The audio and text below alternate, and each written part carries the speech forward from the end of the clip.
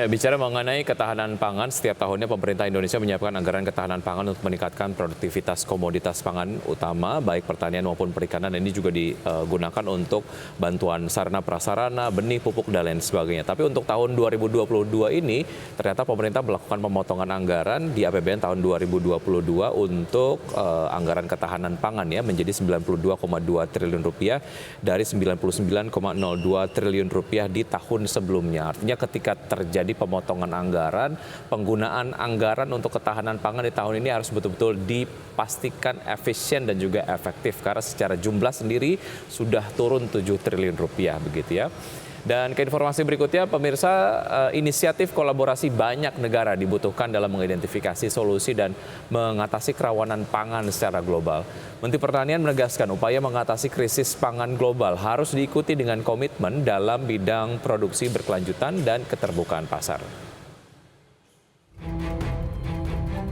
Berbagai persoalan dalam ketersediaan pangan saat ini menjadi salah satu bahasan utama dalam pertemuan G20. Dalam forum Joint Finance and Agriculture Minister Meeting G20, Menteri Pertanian Syahrul Yassin Limpo menjelaskan bahwa seluruh anggota G20 sepakat untuk mendorong berbagai langkah strategis dalam mengatasi persoalan pangan dunia. Mentan menjelaskan bahwa kunci utama mengatasi persoalan adalah memastikan produksi pangan yang berkelanjutan dan keterbukaan pasar tanpa terkecuali. Untuk itu persoalan pangan harus direspons secara cepat melalui semangat kolaborasi. Berbagai tantangan dalam peningkatan komoditas pangan tetap harus dilakukan dengan lebih terkoordinasi. Selain itu, upaya untuk membuka akses pasar kembali harus dilakukan dengan segera dengan menekan hambatan ekspor produk pangan dunia.